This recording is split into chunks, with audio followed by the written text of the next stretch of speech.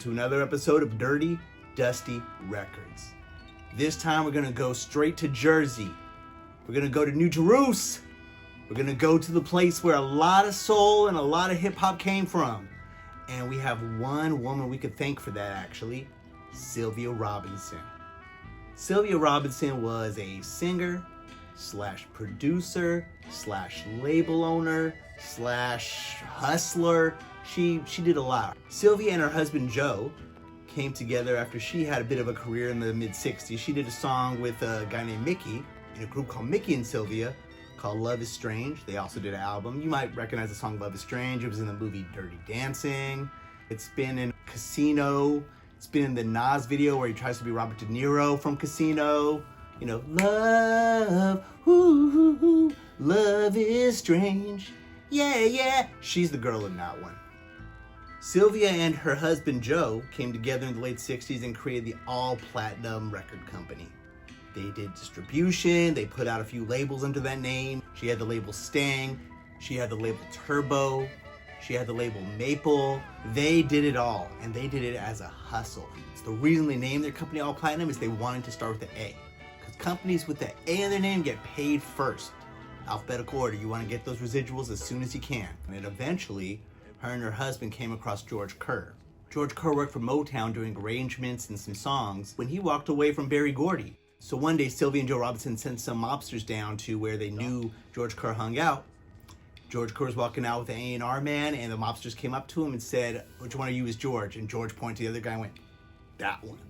Well, they eventually figured out who was George. They brought him back to Sylvia, and before long, they were working together. So let's go ahead and jump into this.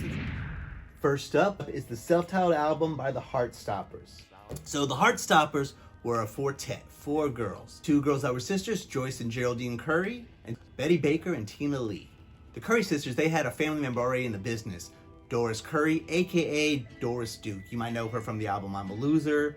Anyways, this whole album is kind of interesting because the cover is basically just a black cover with a little square in it. Square just shows the girls. On the back, they don't even have the song titles, just have a little description from Gary Bird, who was a DJ out in the New York City area. What they're not saying though is that this album is one of the sweetest soul albums that came out of the Jersey area. It's just beautiful, refined, up there, just gorgeous. Sounds like something you might hear in East LA, going down the boulevard on a Sunday.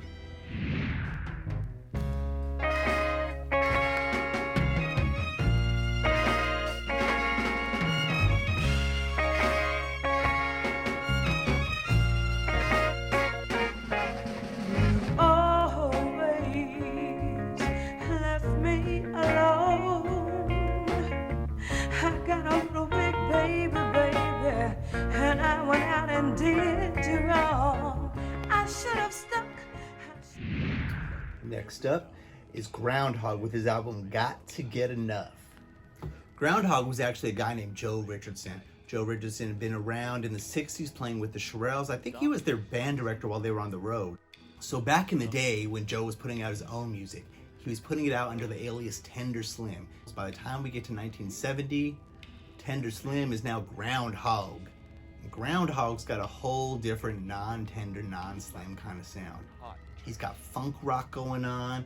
He's got almost like a little bit of a Rare Earth meets Funkadelic kind of thing going on. There's a great instrumental track on here called Groundhog Mood. I highly recommend that.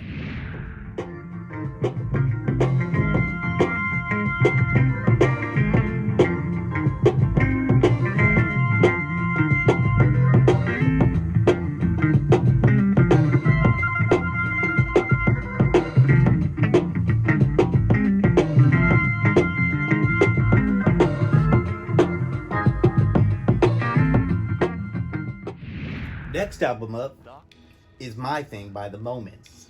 The Moments put out a lot of great stuff. They put out I Found Love on a Two-Way Street and Lost It on a Broken Highway, or I don't know, I probably sang it wrong. They did a lot of great albums. They signed with the label in 1969, put out their first album, I believe, in 1970. It's the one with that one hit I just mentioned. And they just sold like hotcakes. People love The Moments. They were made up of 3 guys, Harry Ray, Al Goodman, and Billy Brown. This album in particular, My Thing, is probably the sexiest, most like bedroom, most like I'ma knock you up kind of album there is from them. I mean, they got a bunch to choose from, but this one is just sultry song after sultry song. There's not gonna be some disco track on here. Nah, this is Baby, I Love You. And I'm gonna say a little bit of something before I start singing a little bit of something. So baby, here goes.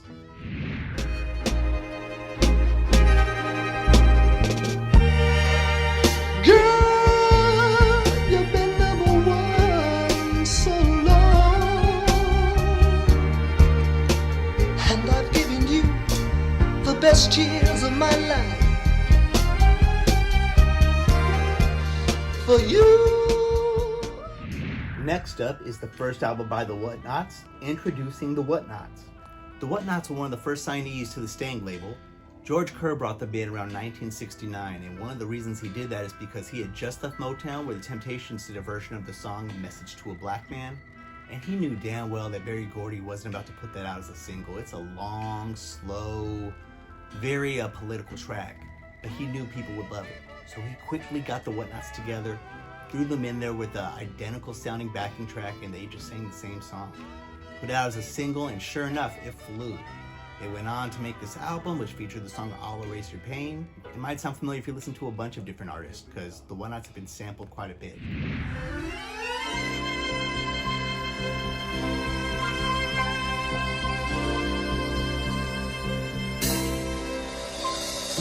Little girl, please stop your crying, 'cause I'll erase away.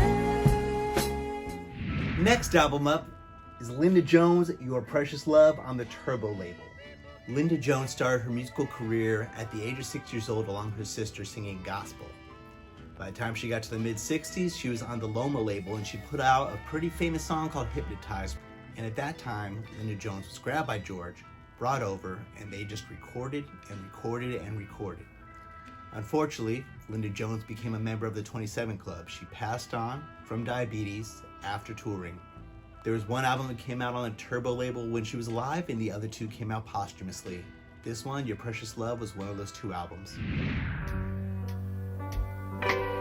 Into each life, a little rain must fall. And every day cannot be sunny. Every smile is not a smile of happiness. And every tear that is shed is not a tear of joy. I'd like to dedicate this song to all of you lovers out there. Because maybe you have a loved one that's far, far away. Maybe he's across the street, or maybe she's just in another town. The next album is the George Scott album, Find Someone to Love.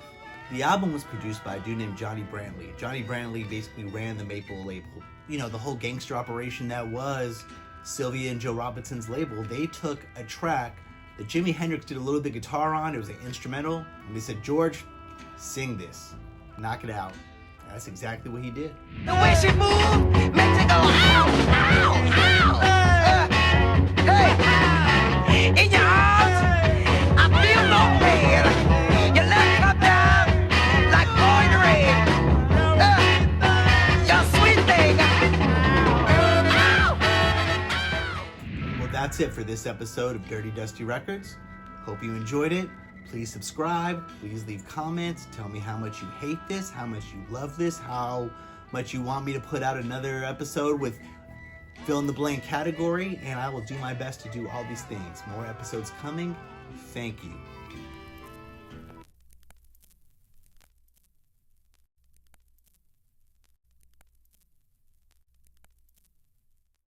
Now it's time to say goodbye to all our company. DIRTYDUSTY.